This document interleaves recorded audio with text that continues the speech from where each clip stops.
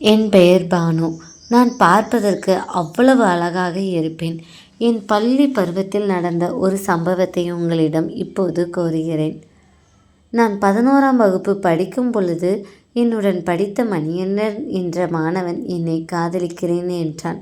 நானும் அவனும் 1ஆம் வகுப்பில் இருந்து ஒன்றாக தான் படிக்கிறோம். நாங்கள் இருவரும் நல்ல நண்பர்கள். எங்களுக்குள் காதல் ஏற்படும் என்று அப்பொழுதெல்லாம் எங்களுக்கு தோன்றவில்லை.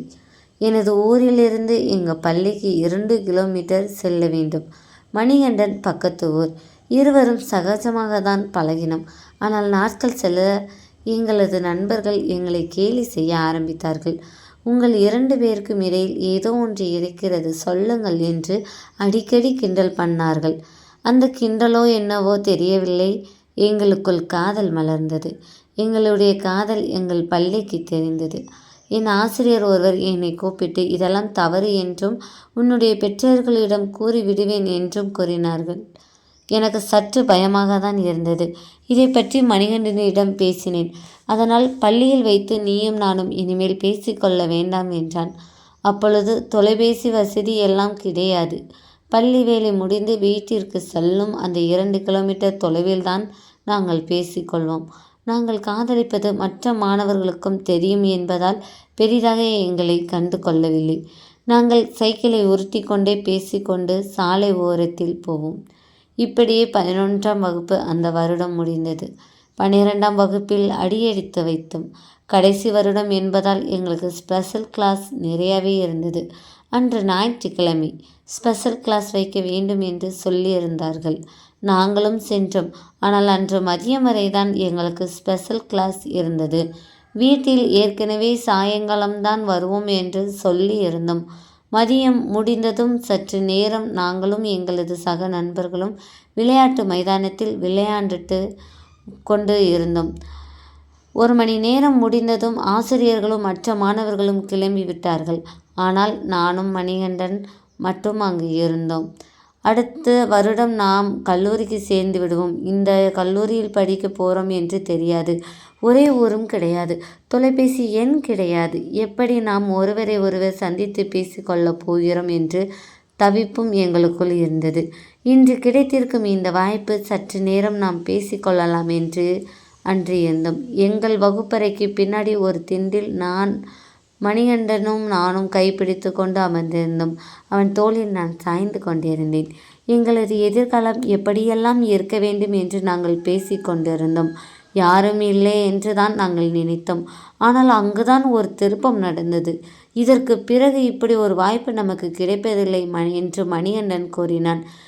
உனக்கு ஒரு சின்ன மொபைல் வாங்கி தரேன், பத்திரமாக வைத்துக்கொள். ஒரு சிம்மும் போட்டு தாரேன். அந்த நம்பர் என்னை தவிர வேற யாருக்கும் கொடுக்காதே என்று கூறினான். சரி என்று சொல்லி முடிப்பதற்குள் அவன் என்னை நெற்றியில் ஒரு முத்தம் கொடுத்தான்.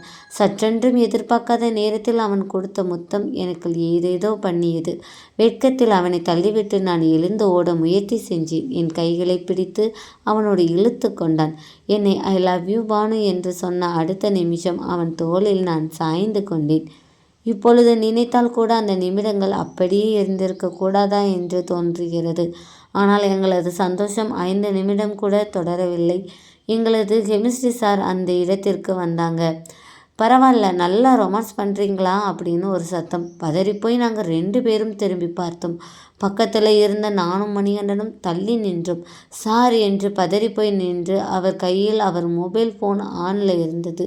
மணிகண்டனை அந்த நிமிடமே நீ இங்கு பள்ளியை விட்டு உன் வீட்டிற்கு செல் என்றார். மணிகண்டன் என்னை தனியாக விட்டு செல்ல தயங்கினான். சார், பானுவையும் நான் கூட்டி செல்கிறேன் என்று சொல்ல, ஏன் அவளுக்கு குழந்தை கொடுக்க போறாயா என்று அப்படின்னு நக்கலா பண்ணார். நீ இப்போ இந்த இடத்தை விட்டு போகல அப்படின்னா நான் நீங்கள் பேசிகிட்டு இருந்தது பண்ணது எல்லாமே வீடியோவும் ஃபோட்டோவுமா எடுத்து வச்சுருக்கேன். அதை சோசியல் மீடியாவிலையும் விட்டுடுவேன். ஹெச்எம் சார் அப்புறம் உங்கள் பேரண்ட்ஸு சொல்லி எல்லார்கிட்டேயும் சொல்லிடுவேன் என்று மிரட்டினார். இருந்தாலும் மணிகண்டன் என்னை விட்டு போக சற்றும் யோசிக்கவில்லை. என்ன நடந்தாலும் சரி, அவளை நான் தனியாக விட்டு செல்ல மாட்டேன். ஃபோட்டோவை டெலீட் பண்ணுங்க சார் அப்படின்னு மணிகண்டன் தைரியமாக பேசினான். ஆனால் எனக்கு பயம் அதிகமாக இருந்தது. நீ எதுவும் பேசாதே, நான் பார்த்து கொள்கிறேன் என்றான். மணிகண்டன், நீ உடனே வீட்டுக்கு கிளம்பு என்றேன். ஆனால் மணிகண்டன் அதுக்கு ஒத்துக்கொள்ளவே இல்லை. சரி, நீங்கள் இப்படியே பேசிக்கொண்டு இருங்கள். நான் எடுத்த ஃபோட்டோவை வீடியோவையும் இப்பொழுதே சோசியல் மீடியாவில் அப்டேட் பண்ணுகிறேன் என்று எங்களது சார் சொன்னார். மணிகண்டன் மனதிற்குள் பயம் இருந்தாலும் வெளியே காட்டிக் கொள்ளவில்லை. அப்படி நீங்கள் செய்தால் நிச்சயம் உங்கள் மீது கம்ப்ளைண்ட் பண்ணுவேன் என்றான். அப்படியா, பரவாயில்லை. அவள் நெத்தியில் நீ முத்தம் கொடுத்தது, அவள் உன்னை கட்டிப்பிடித்திருந்தது என்று அனைத்தையும் போட்டோவை எடுத்து வைத்திருக்கிறேன். இப்பொழுது நான் அதை உங்கள் பெற்றோர்களுக்கும் அனுப்புகிறேன் என்று அந்த போட்டோவை எங்களிடம் காட்டினார். எனக்கு எந்த பிரச்சனையும் வந்துவிடக்கூடாது என்று நினைத்த மணிகண்டன் அதற்காக சம்மதித்து அவன் பள்ளியை விட்டு வெளியேறினான். இப்பொழுது அந்த பள்ளியில் நானும் எனது செமிஸ்டர் சார் மட்டும்தான் இருந்தோம். அந்த திக் நிமிடங்கள் இப்பொழுது நினைத்தாலும் என் கைகாலெல்லாம் நடுங்குகிறது. எங்கள் கெமிஸ்ட்ரி சார் என்கிட்ட வந்து, அவன் உனக்கு சமமானவன் கிடையாது, உன் அழகிற்கு ஏற்றது நானாக தான் இருப்பேன், என்னை நன்றாக பார், நான் நன்றாக படித்திருக்கிறேன், வேலையில் இருக்கிறேன், உனக்கு தேவையான அத்தனையும் என்னால் செய்து தர முடியும், ஆனால் உனக்கு அவனால் என்ன தந்துவிட முடியும்? எனது 5 நிமிடம் ஆசைக்கு நீ இணைந்தால் போதும், உன் வாழ்க்கையவே மாற்றுவேன். நான் நிச்சயமாக அடுத்த நிமிடமே இந்த ஃபோட்டோ வீடியோஸ் எல்லாத்தையும் டெலீட் பண்ணிடுவேன் அப்படின்னு எங்கள் சார் என்கிட்ட சொல்ல எனக்கு ரொம்ப அழுக வந்தது. சார், இப்படியெல்லாம் பண்ணாதீங்க, இது ரொம்ப தப்பு அப்படின்னு நான் சொல்ல, நீங்கள் 2 பேரும் பண்ணதை விடையுமா நான் பெரிய தப்பு பண்ணுறேன்னு அப்படின்னு எங்கள் சார் என்ன மிரட்டினார். என்ன சொல்ல எனக்கு என்ன பண்ணணும்னு தெரியலை. அந்த ஒரு 5 நிமிஷம் தான், கண்ணை மூடு அப்படின்னு அவர் என்கிட்ட அத்துமீறி நடந்துக்க முயற்சி பண்ணார். நான் எவ்வளவோ மறுத்தாலும், சரி பரவாயில்ல, நீ வேண்டாம், நான் ஃபோட்டோவை அப்லோட் பண்ணிக்கிறேன் அப்படின்னு சொல்லிட்டு போனை நோக்கி அவர் போனார். பயத்தில், வேண்டாம் சார், நான் கலட்டுறேன்னு சொல்லிட்டு என்னோட சாலத்தை எடுத்து அப்புறம் என்கிட்ட வந்து, என்னோட சார், இப்போது உன்னை பார்க்க ரொம்ப அழகாக இருக்க, இந்த மாதிரி ஒரு அழகை நான் பார்த்ததே இல்லை, உன்னுடைய சுடிதாரையும் கழட்டி விட்டேன்னா பார்க்க இன்னும் ரொம்ப அழகாக இருக்கும், அந்த அழகு நான் ரசிக்கணும்னு ஆசைப்படுறேன்னு ரொம்ப தப்பாக கொச்சையாக பேச ஆரம்பித்தார். இவர்கிட்ட இப்போ நாம் மாட்டிக்கிட்டோம் அப்படின்னா காலம் முழுவதும் நம்மளையே பிளாக்மெயில் பண்ண ஆரம்பிப்பார். நிச்சயம் இவர்கிட்ட நம்ம மாட்டக்கூடாது, எப்படியாச்சும் தப்பிக்கணும்னு நான் நினச்சேன். ஆனால் என்னால் எதுவுமே பண்ண முடியலை. அந்த நேரத்தில் மணிகண்டன் வந்தான். நீங்கள் இப்படி தான் இவகிட்ட நடந்துக்கிடுவீங்கன்னு எனக்கு நல்லாவே தெரியும் சார். நீங்கள் இப்போ நடந்துக்கிட்ட அத்தனையும் என்னோடய ஃபோனில் நான் வீடியோ எடுத்து இருக்கேன். இந்த ஸ்கூல் காம்பவுண்டை தாண்டி நான் போகவே இல்லை. என்னை நம்பி இருந்த பொண்ணு தான் பானு.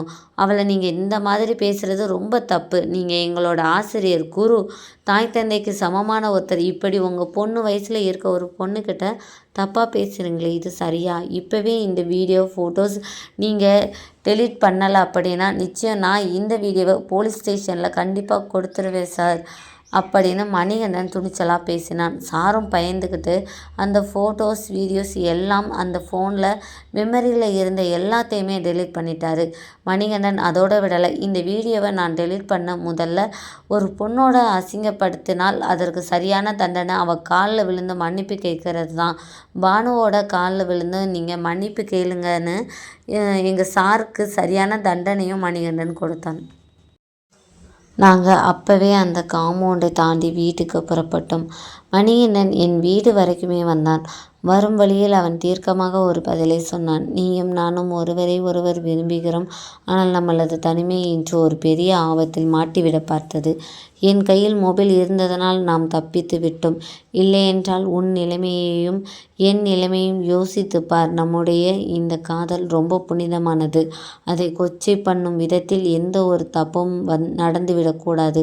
நீயும் நானும் நன்றாக படிப்போம், ஒரு நல்ல வேலையில் சேர்வோம். அதுவரைக்கும் நீயும் நானும் ஒருவருக்கொருவர் பேசிக்கொள்ள வேண்டாம். 12ஆம் வகுப்பில் நல்ல மதிப்பெண் எடுப்போம். நிச்சயம் கல்லூரியில் சேர்ந்து ஒரு நாளைக்கு வேலைக்கு சேர்ந்து பிறகு உன்னை பெண் கேட்டு உன் வீட்டிற்கு நிச்சயம் நான் வருவேன் என்று மணிகண்டன் எனக்கு வாக்குறுதி கொடுத்தான். அன்றிலிருந்து 6 வருடம் மணிகண்டன் என்னிடம் பேசவே இல்லை.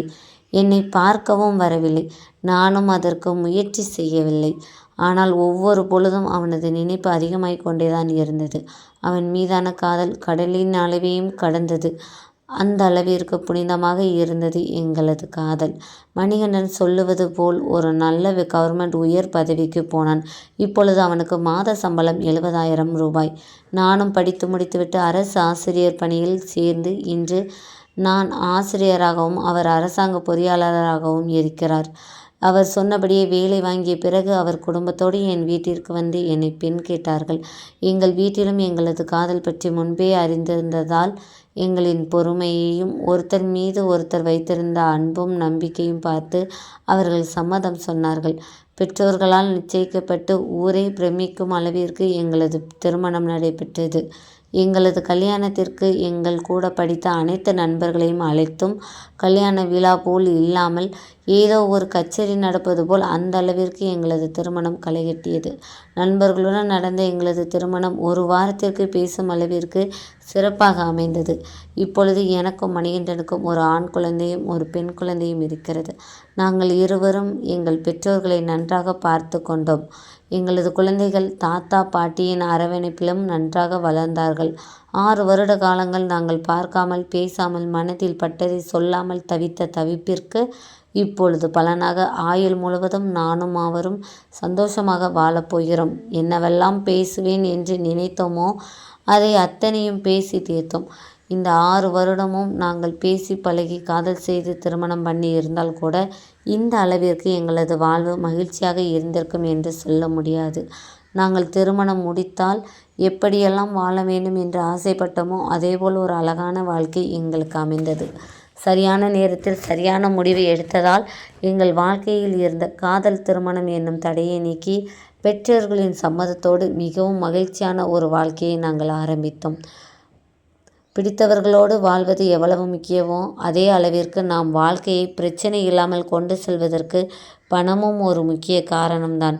அந்த பணத்திற்கு எங்களுக்கு பஞ்சமே இல்லை. நானும் அவரும் நல்ல வேலையில் நிச்சயம் சேர்வோம் என்ற நம்பிக்கையோடு அந்த 6 வருடத்தையும் முயற்சி செய்தோம். அதேபோல் எங்களுக்கு நல்ல வேலை கிடைத்தது. இன்று நாங்கள் நன்றாக இருக்கிறோம். காதலிப்பது முக்கியமில்லை. நமக்குன்னு ஒரு லட்சியம் வைத்து அதில் வெற்றி பெற வேண்டும். அதுவே முக்கியம். உங்களுக்கும் பள்ளி காதல் இருந்திருந்தால் அவர்களின் பெயரை இந்த வீடியோவில் கமெண்ட் செய்யுங்கள். இதே போன்ற கதையை தெரிந்து கொள்ள சப்ஸ்கிரைப் பண்ணுங்கள். நன்றி.